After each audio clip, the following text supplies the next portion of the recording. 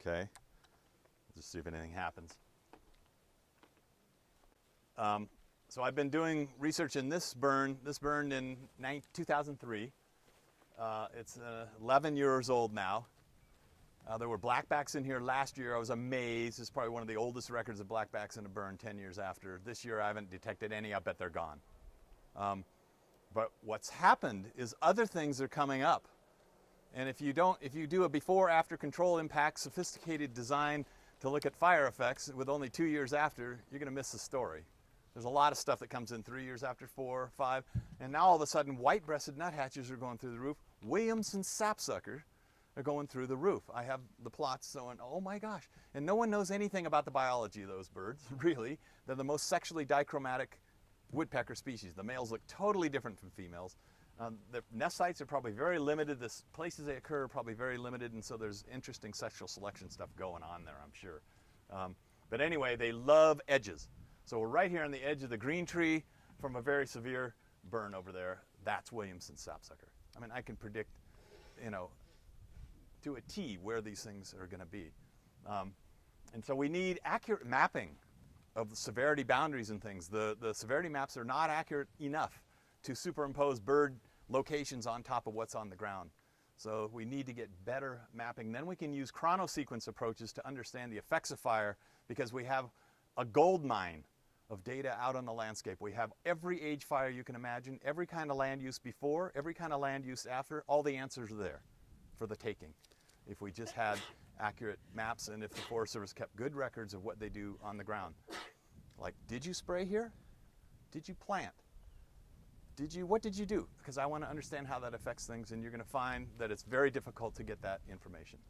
It's not in a GIS layer probably as it should be.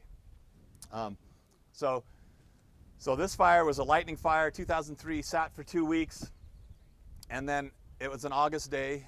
I was down the Bitterroot with my family, and this wind came up, and it was so cool. We were on the edge of a dam, and I was saying, oh my, this is so cool, you can lean over. It was 50 miles an hour. Look, I can lean way over and not fall in, and the kids were having a ball, and by the time we drove back into town, it's like fire trucks down. This thing had blown up. 50-mile-an-hour winds going this way. It burned 7,000 acres that afternoon, I think, something like that. Certainly a lot, sort of like the wind we're feeling now. So what it led to was this beautiful mixed severity fire, where you see green trees amid high severity patches. It was a model of the kinds of fires that are natural in this system. And all the magic happened after this fire. Blackback woodpeckers were all over the place. There were wildflowers people hadn't seen for a long time. So you can see Dodecatheon, shooting star, still showing, good show over there. Fireweed, morel mushrooms, the whole bit. And the Lolo, once again, I have to say, the Lolo's got to be one of the more progressive forests in the nation. They decided we're not going to cut this stuff. And so it's an educational opportunity so close to town. Not in our lifetime are we going to get this ever again. And over 5,000 school kids have been bussed through here and gotten a story about fire ecology just because it's this close. And so when fires burn, we have to, again, begin to celebrate the fact that we have a chance to educate people about just how cool the fires are. So they decided not to cut, which is really cool. And now we're seeing, the results, and we can follow it. This is, again, is year 11. I have over 350 points scattered throughout the forest here. Here goes somebody. Who's that? Woodpecker. Ah, stop. Ah. It was a woodpecker. How about that? So there's still woodpecker activity in here, 10 or 11 years after. All the shrubs coming back, snowberry, ninebark. There's not a shrub in Montana that doesn't resprout after fire. Pete Stickney told me once. He worked on fire for his whole career with the Forest Service. And often spraying is something that happens after a fire too, to try to get the herbaceous layer down and give the trees a foothold so that trees dominate everything, and we don't know the implications for pollinators. But people are starting to look at it. There was a talk at the meeting here that I missed. I don't know what she's doing, but that sounds like a neat study.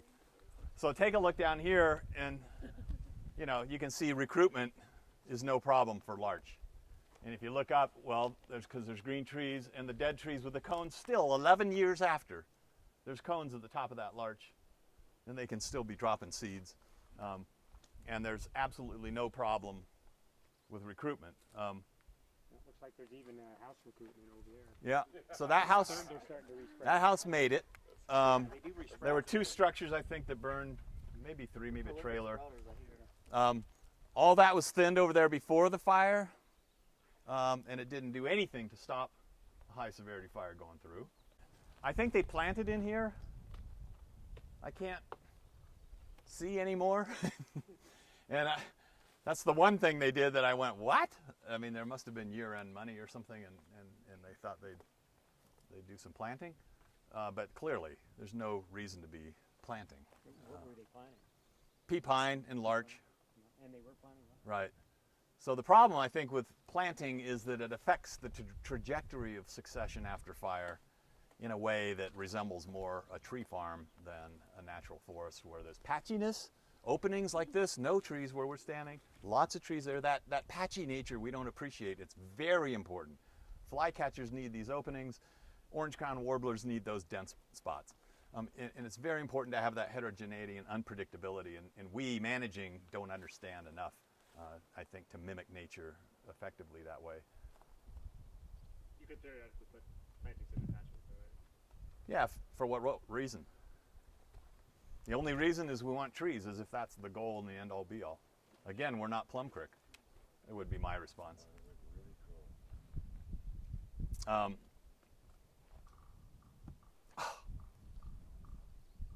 What is it? Sapsucker. Erratic drum. We're not in a riparian area, so it's Williamson's.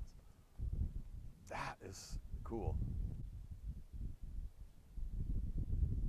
I mean, the most fun thing to do in a burned forest is just be alone and listen, especially in the morning. An hour can go by, 2 hours can go by, and you just can't soak up enough. It's really neat. What's really cool here is this is a national recreation trail that happened to go through, and so it just made for such a great study area. Can walk right through the middle of the fire. So that is a pine siskins. Pine siskin. Then these banks are really neat. This is artificial because it was a trail or road, but along rivers, creeks, and things like that, these little pockets where rocks roll out become, oh my gosh, here we go. Here's a nest. I was going to say they become nest sites. Right there. I didn't have that plan. I just sort of was. And Townsend solitaire is my guess for that nest. So Townsend solitaire come in. It's a firebird. It's more abundant in burned areas than anywhere else that I can tell from our land bird data. And so the other thing Townsend's solitaire do is they put those little nests in the root wads after a tree blows down. So those trees that are blowing down, often they'll rip up a bunch of soil, and then there's little pockets in there, and that's super sites for them. So that may be why their abundance goes through the roof in these burned forests. And it's got to be a severely burned forest to get dead trees to blow over to create the environment needed for some of the species that are dependent on these severe burns. It's just the stories never end.